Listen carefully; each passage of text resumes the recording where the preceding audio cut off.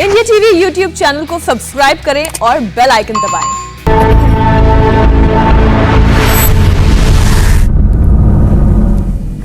नमस्कार, बहुत स्वागत है आपका। आपके साथ मैं हूं ज्योत्सना पाटनी।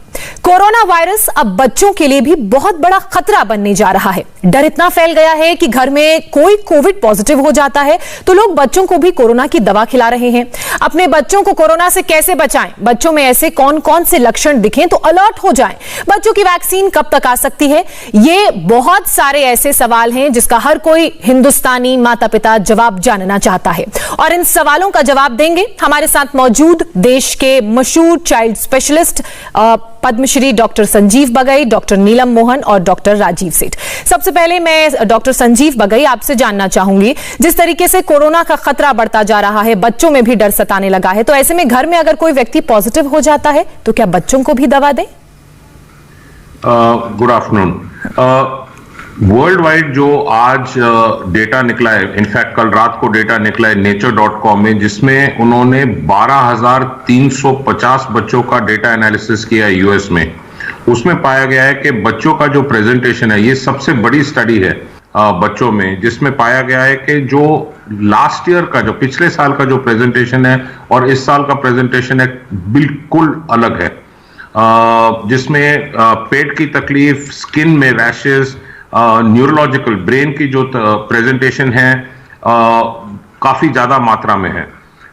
5 और 5.5% के बीच में जो बच्चों को कोविड पॉजिटिव होते हैं उनको एडमिशन की जरूरत है, एंड उसमें से 17% आईसीयू में जाते हैं और 5% वेंटिलेटर पर जाते हैं। तो बच्चों में ये बढ़ रहा है, ये आंकड़ा डबल हो चुका है पिछले साल के हिसाब से। अगर किसी बच्चे को fever, diarrhoea, loose motion, vomiting, खांसी, हेडेक, बॉडी एक हो, पहली चीज है बच्चे को आइसोलेट करना। इमीडिएटली ब्लड टेस्ट या आरटी-पीसीआर नहीं कराना, कम से कम 3 दिन वेट करके तब कराने की जरूरत है। अगर वो बच्चा पॉजिटिव पाया गया, उनको बाय एंड लार्ज खाली हम पैरासीटामोल सिरप देते हैं और कोई दवाई देने की जरूरत नहीं है। अगर फीवर बहुत ज्यादा हाई ग्रेड हो, वॉमिटिंग लगातार हो, डायरिया बहुत भयंकर हो, स्किन की रैशेज में पल्स कम हो या सैचुरेशन कम हो, तब हम ब्लड टेस्ट या सीटी स्कैन या तब एडमिशन करने की जरूरत है जी। सबसे जरूरी है कि हर दिन खाली 1 मिनट के लिए, 2 मिनट के लिए आप लोकल अपने पेडियाट्रिशियन से संपर्क रखें और उनको इन्फॉर्म करते रहिए। बिल्कुल। अगर बच्चा डॉक्टर संजीव बगई, मैं बहुत माफी के साथ इस वक्त आपको रोकना चाह रही हूँ। दिल्ली के मुख्यमंत्री एक प्रेस कॉन्फ्रेंस कर रहे हैं, सीधे ले चलो। ये एक मिसाल कायम की है हमारे डॉक्टर्स और इंजीनियर्स ने। मैं इन सबको दिल्ली के लोगों की तरफ से सलाम करता हूँ, इनका कोटि कोटि धन्यवाद करता हूँ। आज से हम एक और जरूरी सेवा शुरू कर रहे हैं। आज से हम ऑक्सीजन कॉन्सेंट्रेटर बैंक शुरू कर रहे हैं। ये क्या है, इसकी क्या जरूरत है, क्या काम आएगा?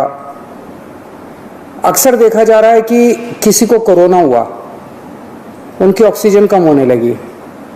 अगर उनको तुरंत ऑक्सीजन दे दी जाए तो उनकी तबीयत ज्यादा बिगड़ने से बचाई जा सकती है।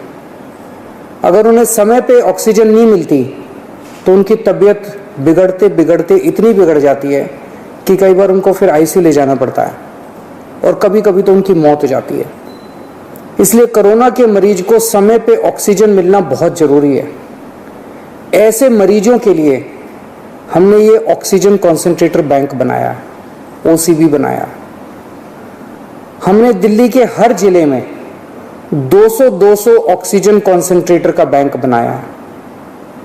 ऐसे मरीज जिनका इलाज घर पे हो रहा है, वो होम आइसोलेशन में है, अगर उन्हें ऑक्सीजन की जरूरत पड़ती है तो 2 घंटे में हमारी टीम उनके घर ऑक्सीजन कॉन्सेंट्रेटर पहुंचा देगी।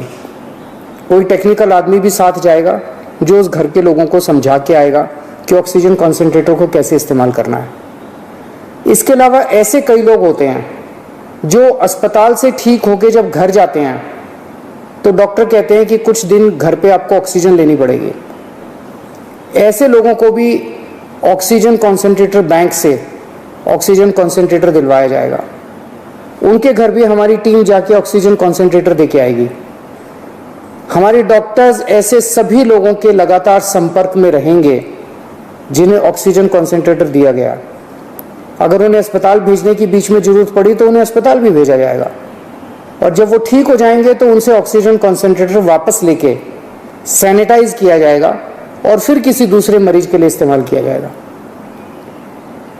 अगर किसी व्यक्ति को कोरोना है लेकिन वो किसी कारणवश हमारे होम आइसोलेशन का हिस्सा नहीं है, तो आप 1031 पे फोन करके हमारे होम आइसोलेशन का हिस्सा बन सकते हैं और ऑक्सीजन कॉन्सेंट्रेटर की मांग कर सकते हैं। पर हमारे डॉक्टर्स की टीम पहले यह सुनिश्चित करेगी कि क्या आपको वाकई ऑक्सीजन कॉन्सेंट्रेटर की जरूरत है या नहीं है। अगर डॉक्टर्स की टीम कहती है तो आपके घर ऑक्सीजन कॉन्सेंट्रेटर भिजवाया जाएगा। ओला फाउंडेशन और गिव इंडिया ऑक्सीजन कॉन्सेंट्रेटर को हर घर तक पहुंचाने में हमारा सहयोग कर रहे हैं। उनके सहयोग के लिए हम उनके बहुत बहुत आभारी हैं। इतनी बड़ी आपदा से हम सब मिलके ही पार पा सकते हैं, अकेले नहीं हो सकता। नमस्कार। अरविंद केजरीवाल को आपने सुना, उनका साफ तौर पर यह कहना है कि दिल्ली में अब ऑक्सीजन कंसंट्रेटर्स बैंक की शुरुआत होगी, जहां शुरुआती रूप में 200 ऑक्सीजन कंसंट्रेटर्स उपलब्ध होंगे और दिल्ली सरकार यह सुनिश्चित करेगी कि किसको ऑक्सीजन की जरूरत है उनके घर ऑक्सीजन भेजी जाएगी। बाकायदा एक टेक्नीशियन उनकी मदद भी करेगा। चलिए अपनी चर्चा को आगे बढ़ाते हैं। 3 डॉक्टर्स का पैनल इस वक्त हमारे साथ मौजूद है। डॉक्टर बगई, हमने आपकी बात सुनी, आपने हमें साफ तौर पर कोविड के लक्षणों के बारे में बताया, बच्चों में और कौन सी दवाई देनी चाहिए इस बारे में बताया। डॉक्टर राजीव सेठ, मैं आपसे जानना चाहूंगी, क्योंकि बच्चों में नेचुरल इम्यूनिटी बहुत होती है, तो ऐसे में क्या बच्चों में एसिम्प्टोमेटिक केसेस ज्यादा हो सकते हैं? बिल्कुल। जो कोविड फेज 1 था उसमें इतने बच्चे अफेक्टेड नहीं हुए थे, तो लोग मान रहे थे शायद उनमें इम्यूनिटी है, लेकिन ये पूरी तरह अभी इसकी स्टडीज चली रही हैं। और कोविड जो फेज 2 है इसमें हम बच्चों को ज्यादा से ज्यादा बच्चे हम देख रहे हैं आजकल जो एसिम्प्टोमेटिक बच्चे, जो पहली स्टडी हुई थी उसमें ICMR का डेटा भी यही कह रहा था कि दैट अबाउट 70 to 80% जो इन्फेक्शंस बच्चों में होता है वो एसिम्प्टोमेटिक होता है, यानी कि बच्चों को पता ही नहीं चलता कि उन्हें कोविड, ना उन्हें बुखार होगा ना कुछ खांसी, हल्की सी जुकाम हो गया हल्का सा, तो बहुत ही मेजॉरिटी, और ये बच्चे सुपर स्प्रेडर्स रहते थे और लोगों में फैला देते थे। तो ये एक एक्सपीरियंस पहले फेज का था। अब ये फेज 2 आ गया है जिसमें माइल्ड के अलावा मॉडरेट और सीवियर डिजीज, जैसे डॉक्टर बगई ने कहा, सीवियर डिजीजेस भी बहुत अब होने लगे। तो हमें बहुत ध्यान से और पेरेंट्स को ये बताना पड़ेगा कि अगर आपको माइल्ड डिजीज है तो जरूर डॉक्टर को संपर्क करें और अपनी जो कंजेशन की मेडिसिन को जरूर आप लें। लेकिन जब अगर मॉडरेट डिजीज होता है, जब फीवर हाई होने लगता है और सांस तेज चलने लगता है, हर एक बच्चे का सांस एज के साथ साथ, जैसे 2 महीने से छोटा बच्चा है तो उसको 60 टाइम्स से ज्यादा होने लगे, इस तरह डिफरेंट एज ग्रुप में सांस की गति अगर बहुत बढ़ जाती है, और बच्चों का पल्स ऑक्सीमीटर चेक करना पेरेंट्स के लिए इतना आसान नहीं होता क्योंकि उनकी उंगली नहीं उसमें फंसती है, तो एटलीस्ट ब्रीदिंग रेट, और अगर वो बच्चा लिथार्जिक हो जाए, सुस्त हो जाए, उल्टियां करने लगे, खाना ना खाए, बेहोशी की हालत, ये सारे सीवियर कोविड के लक्षण होते हैं और इसमें जरूर आपको इमरजेंसी में जाना चाहिए।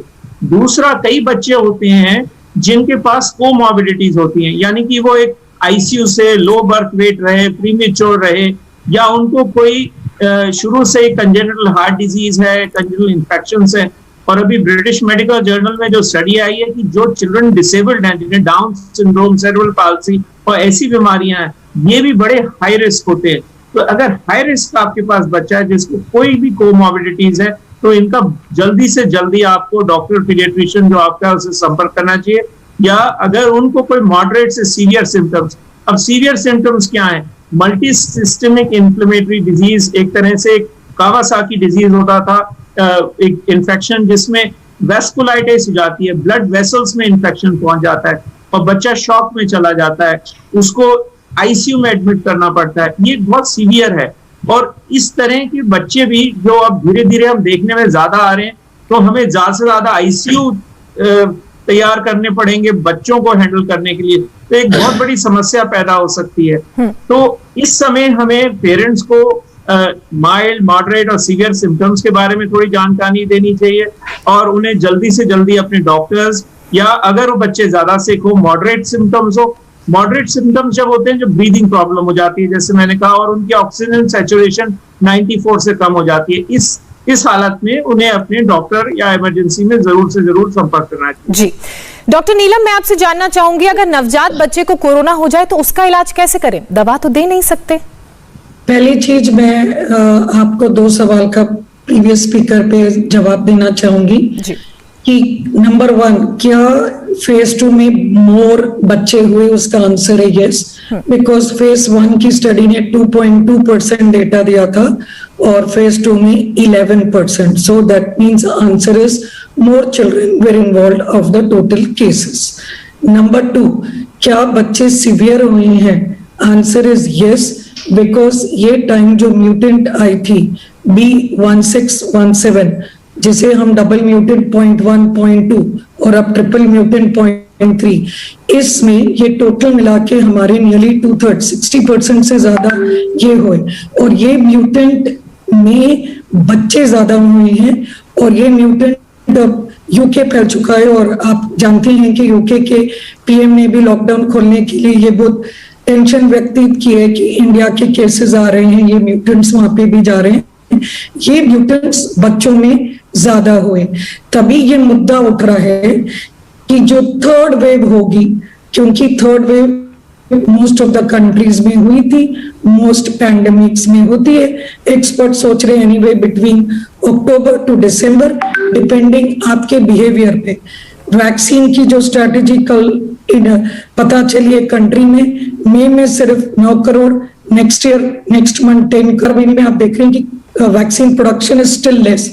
तो जब तक हम 40 करोड़ प्रोडक्शन पे आ रहे हैं, that is going to be September October, तो उस टाइम पर आपके behaviour, COVID appropriate behaviour, super spreader events, कितने शादी ब्याह, दिवाली, दशहरा, ये सब के ऊपर डिपेंडेंट है कि आपकी थर्ड वेव के अक्टूबर आएगी और उसकी तैयारी करना जरूरी है।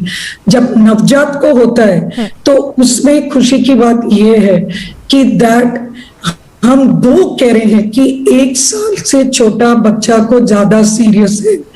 1 साल के छोटा बच्चे की रेस्पिरेटरी रेट 50 से ज्यादा हो तो चिंताजनक है, लेकिन उनकी डेथ रिपोर्ट्स अभी इतनी क्रिटिकल नहीं आई है।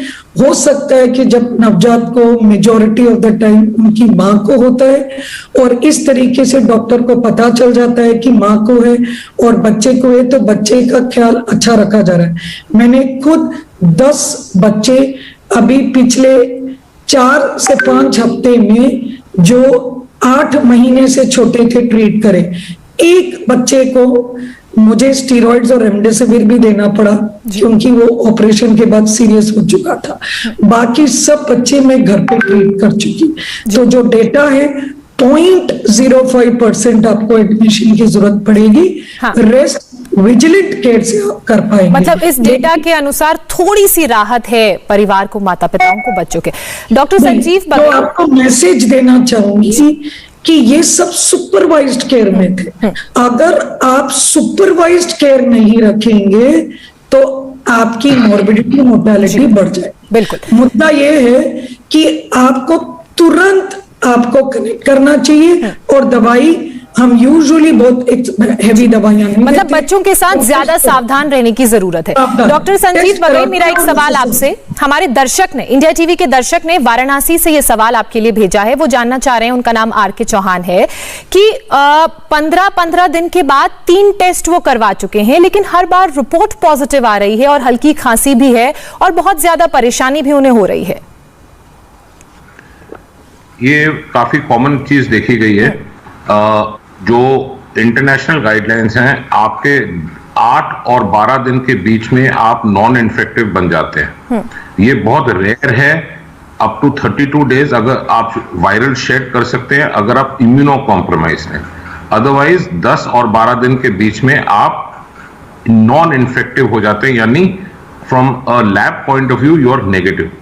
अक्सर अगर आपकी रिपोर्ट पॉजिटिव भी पाई गई है, मतलब वो जो RT-PCR टेस्ट है वो वायरॉन्स पिकअप कर रहा है, पर रेप्लिकेटिंग वायरॉन्स नहीं डिफरेंशिएट कर सकता। ये आप बिल्कुल संतुष्ट रहिए कि अगर आप 10 दिन आइसोलेशन पे रहे, हल्की सी खांसी है उसकी फिक्र नहीं है, आपको कोई फिक्र की बात नहीं है। और अब जो रिसेंट ICMR गाइडलाइंस है, रिपीट टेस्ट करने की भी जरूरत नहीं है। जी, डॉक्टर राजीव सेठ, मैं आपसे जानना चाहूंगी कि बच्चों की वैक्सीन को लेकर लगातार बात हो रही है, ट्रायल चल रहे हैं, कब तक वैक्सीन आ जाएगी और कितना जरूरी है वैक्सीन लगाना? देखिए, वैक्सीन तो बच्चों के लिए बहुत जरूरी है। 440 मिलियन बच्चे हैं हमारे पास 18 साल से छोटे। अभी जो हमारी कंट्री में जो ट्रायल्स अभी ड्रग कंट्रोलर ने ऑथराइज करी हैं वो कोवैक्सिन पे हैं, और 2 ईयर्स से 18 साल के बच्चों में ये ट्रायल चलेगी। मेरा मानना है 3 से 4 महीने, फिर उसका डेटा एनालिसिस, तो कुछ महीने तो लग ही जाएंगे जब तक हमारे पास एक रिलायबल वैक्सीन आएगी। बाहर की कंट्रीज में जो वैक्सीन हैं, जो मॉडर्ना वैक्सीन है, फाइजर वैक्सीन, वो छोटे बच्चों में 12 से 15 साल के बच्चों में टेस्टेड हैं।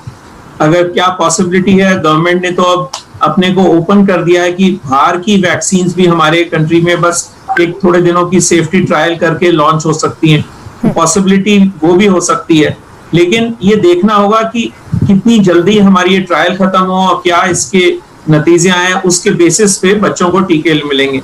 लेकिन अगर हमारे पास अभी वैक्सीन नहीं है तो हमें कम से कम बच्चों के पेरेंट्स और जितने भी बड़े लोगों को जल्दी से जल्दी हमें मास वैक्सीनेशंस ड्राइव करनी चाहिए। मेरे पास कई मरीज आते हैं और कई पेरेंट्स पूछते हैं मैं डॉक्टर साहब कौन सी वैक्सीन लूं, और कई लोग ऐसे होते हैं इसके बारे में बहुत रिसर्च करते रहते हैं, कभी इधर देखते हैं कभी उधर, ये वैक्सीन वो, उसके तरह तरह के आंकड़े और साइड इफेक्ट्स। मेरा तो ये मानना है कि जो भी वैक्सीन आपको आसानी से मिल जाती है, जो इस समय अब तो स्पुतनिक वैक्सीन भी शुरू हो गई है हमारी कंट्री में, हैदराबाद में, हम सब पेरेंट्स को वो वैक्सीन जल्दी से जल्दी लेनी चाहिए। और कोविड की जो प्रिकॉशंस हैं वो जरूर रखने चाहिए। जो हमने गलतियां करी, हम लोग एकदम अपने में गार्ड छोड़ दिए, हमारे पास बड़े बड़े मेले हुए, बड़ी बड़ी इलेक्शंस, ये सारी चीजें हमें कोविड बिहेवियर अगर हम करते रहेंगे बिहेवियर का ख्याल रखना और माता पिता का वैक्सीनेटेड होना बहुत जरूरी है बच्चों के मामलों में भी। डॉक्टर नीलम, मैं आपसे बहुत शॉर्ट में समझना चाहूंगी, बच्चों का ऑक्सीजन लेवल चेक करना कितना जरूरी है और कैसे करें, क्योंकि ऑक्सीमीटर है, उंगली छोटी है तो दिक्कत होगी।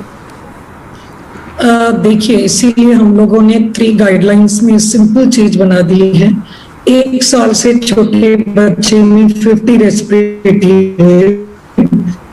1 साल से 5 साल में 40 रेस्पिरेटरी रेट, लाइक सांस ऊपर नीचे जो होती है कोई, और मोर देन 5 इयर्स अगर 30 से ज्यादा हो रहा हो। एक सिंपल नंबर 1। नंबर 2, जो हम लोग ये मॉनिटर यूज करते हैं, कभी कभी हम पाँव की बिग टो पे भी यूज करके देख लेते हैं कि क्या उस पे अच्छी तरीके से फिट हो रहा है और नंबर आ रहा है।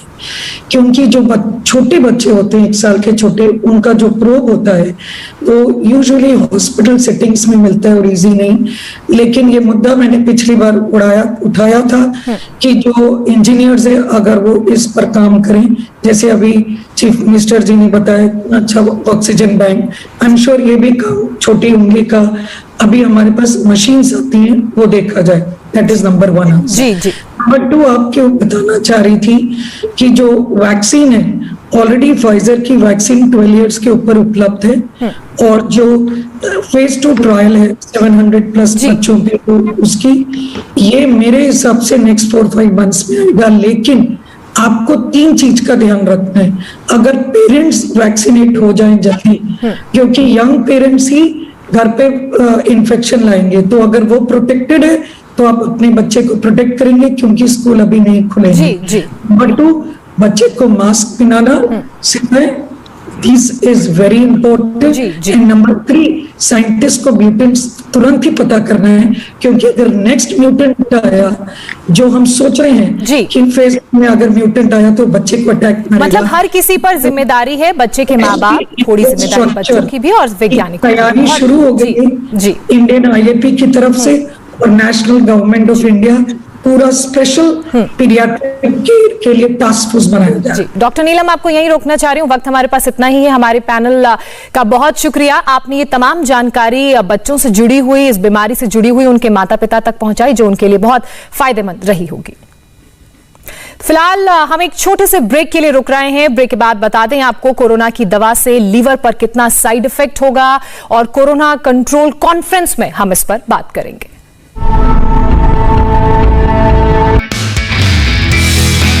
नमस्ते, मैं हूं मीनाक्षी जोशी। वीडियो और खबरों से अपडेट रहने के लिए India TV YouTube channel subscribe करें, बेल आइकन दबाना ना भूलें। जुड़े रहें इंडिया टीवी के साथ।